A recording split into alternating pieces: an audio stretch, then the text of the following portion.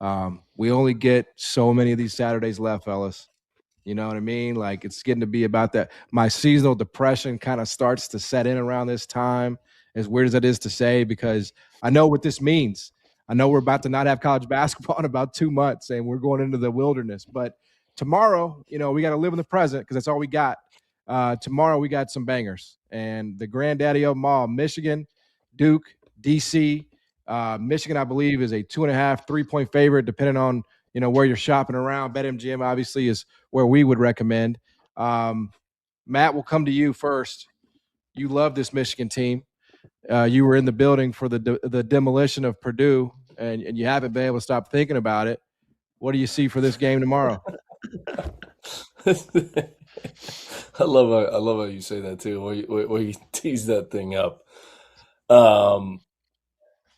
Have you seen the ticket prices for this game? Yes. Have you seen what tickets are going for? Goodman's going to get with you on that. He's going to send you an expense that. So don't worry. Don't buy it. He's going to get that for you. First of all, give both these coaches credit for playing this game. And I do believe that playing this game prepares you for the NCAA tournament. Because both these teams, once you're in league play as a coach, and everyone wants to say, like, oh, coaches watch other teams play. Like, coaches watch other leagues. No, they don't. They have it on in the background in their office. That's what they do. They have it on in the background. So you're not, if you're Duke, you're not watching Michigan. You're watching North Carolina play against Clemson because you're preparing to play North Carolina. And then you see them play Clemson. And you see them play Virginia Tech. And you see them play Wake Forest. So you're familiar with all those teams. And you may have a game on in the background.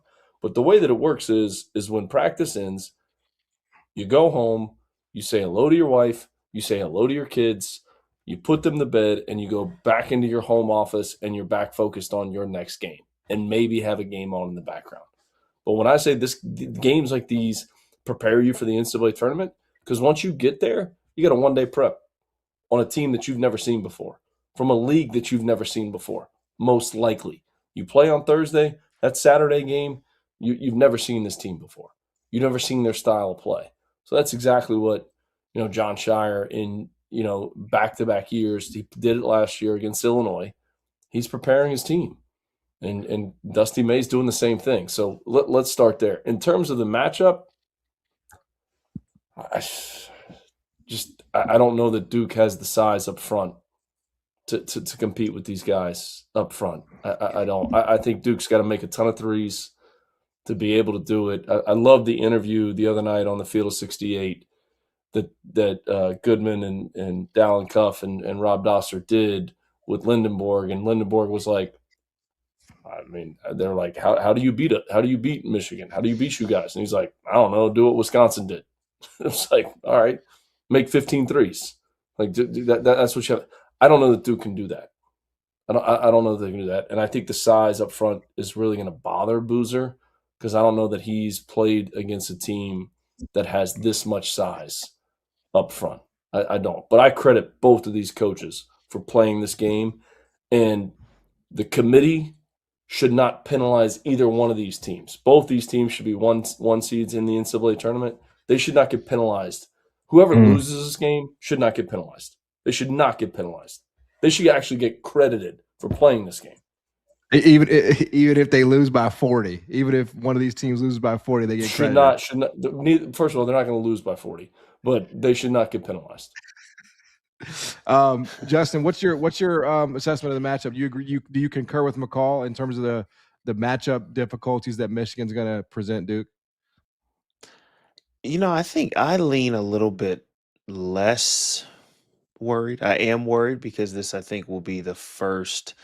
They played Arizona early on in the season, right? But this for Cam will be kind of the first legit matchup with size across the board, every matchup he plays against. But I think Duke's front line has kind of gone under the radar, right? Like you've got Cam Boozer, who most people say National Player of the Year, right? You've got Ngangba down there, who's a big boy himself, right? Now, foul trouble is something that he struggles with. But then you've got another guy who, stat-wise, isn't anything crazy, but was like all ACC defensive team in Malik Brown, right? So you've got size. And against a Michigan team, in my opinion, the only way that you truly beat him is by having a good shooting big, right? A good shooting 5-man. And Cam Boozer, obviously, he can score from every level on the floor. Um, and I think that's going to cause a little bit of challenge. Now they've got 3, 4 guys that they can switch matchups on. So Michigan still might be able just to cover it all up. And it's okay. Yeah, Michigan is the number 1 overall seed and everybody's chasing them. But I just think when you look at this team with Cam Boozer and his versatility, and then John Shire, some of the ways that he uses Cam Boozer that allows other guys to be able to do things is like not talked about enough. For me, the X factor is going to be Isaiah Evans. It's been that the entire game from the entire year for me. Like when he's really good, this Duke team is really good. When he struggles, they struggle. And so I think it's just and something else to think about too. Duke's seen Elliot Cadeau in the ACC the 2 years before this year, right? Now, obviously, he's got a different confidence. He's shooting the ball better. They're using him in ways that looks like it's to his strengths the majority of the time. But there's something to seeing a team multiple times that changes things up a little bit. So, I mean, I think Michigan still wins. I'm not sitting here saying that I think Duke goes out there and wins, but I think Duke is going to be able to handle some of the things that Michigan has dominated other teams in a little bit more than maybe the majority of, a regular fan base would think. Justin, Go ahead, Matt. I would love to get I'd love to get your take on this too, because Mara is such a unique player. Obviously, when they slide Merez Johnson over to the 5, they're able to switch 1 through 5. But when they're playing against non-shooting 5s, Mara can just kind of hang out in the lane. Right. And when guards go down there, he alters and affects every single shot. So is this a situation for Duke to have the most success in this game? Is it playing Boozer at the 5 and trying to pull him away from the basket and get him out of the paint? Like, is that the recipe for success against Michigan? Like, get this guy, make him a non-factor defensively, because offensively, I think he's the best passing front court player in the country in Mara, but his impact defensively, leading the Big Ten in block shots, because he can just stand back there when they play against guys that don't shoot it from the 5 spot. Yeah, I mean, I think for me, I'd love to see them match Cam Boozer at the 5 when Mara's on the floor, because I think that's the only way to have the spacing on offense that you need to be able to score the ball. Like you said, like when you have a 7-4 guy just patrolling the paint, there's nobody that's going to be able to go in there and finish at the rim on a consistent basis. Yeah. No Yeah, I mean, there's just it's not realistic. So yeah, for me, I would love to see Cam be at the 5 the majority of the time that Mara is out there.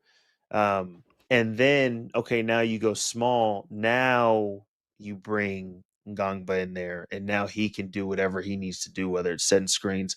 One thing that I saw up close was against North Carolina. Now, I think Michigan's defense has shown to be at a different level than North Carolina on a consistent basis. But one thing that they did really well was North Carolina started off the game switching everything.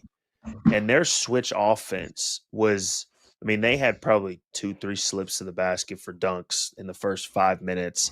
They were getting wide open threes off of those slips. So I think if you're able to get Mara not involved, right, whether that's him going to the bench or having to guard the 5 on the perimeter, now you're able to kind of mess with some of that switching schemes that Michigan plays. Totally agree. And I think that changes things up, right? Because now you're not able to be as physical as you want to be, as Michigan can be, because now you've got slips everywhere, miscommunications, things like that. So I think it's just going to be an interesting matchup, because it's like you look at it on paper and man, Michigan just, I mean, they tower over every team they play against. And this team really isn't any different. But the way that they play the matchup style, I think, is going to be the most. This is going to be the most exciting game for me all day, even with that other big time matchup on. Yeah, which